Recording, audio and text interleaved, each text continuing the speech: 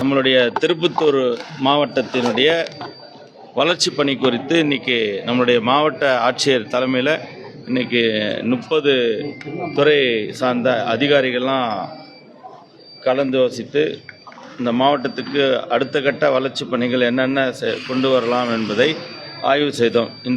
ஆம்பூர் சட்டமன்ற தொகுதி எம்எல்ஏ அண்ணா வந்திருந்தாங்க, வில்வநாதன் சார். அவங்க வந்துட்டு ஒரு வனத்துறைக்கு சார்ந்த ஒரு சாலை 3.4 கிலோமீட்டர் தூரம் வனத்துறைக்கு சொந்தமான இடமா இருக்குது. அது நீண்ட காலமாக சாலை போடாமல் இருக்குது. அந்த சாலையை போட்டு தரணும் ஒரு கோரிக்கை வச்சாங்க.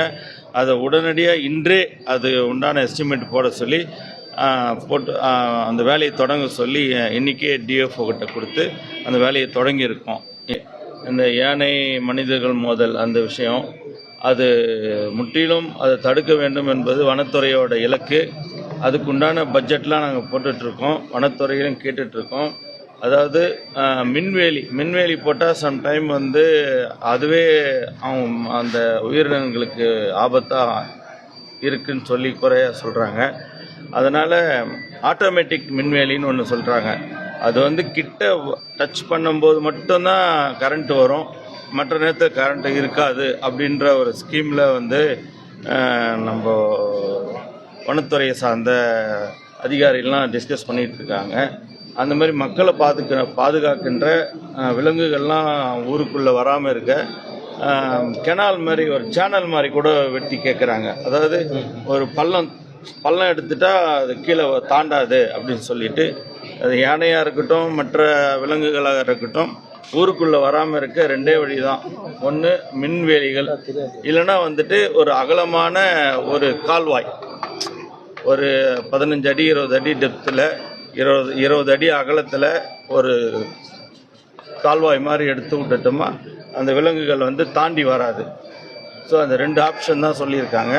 அதுக்கு உண்டான விஷயங்கள்லாம் வனத்துறை சார்பாக முயற்சிகள் மேற்கொண்டு நம்முடைய மாண்புமிகு நம்முடைய முதலமைச்சர் மக்களுக்கு தேவையான அடிப்படை வசதி, குடிநீர் வசதி, சுகாதாரமான குப்பைகள்லாம் இல்லாத சுகாதாரமான ஏற்பாடுகள், அப்புறம் படிப்பு சம்பந்தமான பெண்கள் பாதுகாப்பு, இதுக்கெல்லாம் முக்கியத்துவம் கொடுத்து பேச சொல்லியிருக்காங்க. அது விஷயமாக தான் நாங்கள் எல்லா அதிகாரிக்கும் இன்றைக்கி உத்தரவிட்டிருக்கோம். அனைத்து நம்ம மாவட்டத்தில் இயங்கக்கூடிய அனைத்து பள்ளிகளையும், பள்ளி கல்லூரிகள் உட்பட அனைத்து கல்வி இருக்கிற இடத்துல கழிப்பிடங்கள் இருக்க வேண்டும் என்பதும், அப்புறம் சுகாதாரமான முறையில் குடிநீர் வழங்க வேண்டும் என்பதும், அந்த குப்பைகள்லாம் தினம் அகற்ற வேண்டும் என்பதும் இன்று விரிவாக நம்ம மாவட்ட ஆட்சியர் தலைமையில் அதிகாரிகளுக்கு உத்தரவிட்டிருக்கோம். ஏலகிரி மலையில் கோடை விழா நடந்து இருக்க வேண்டும்.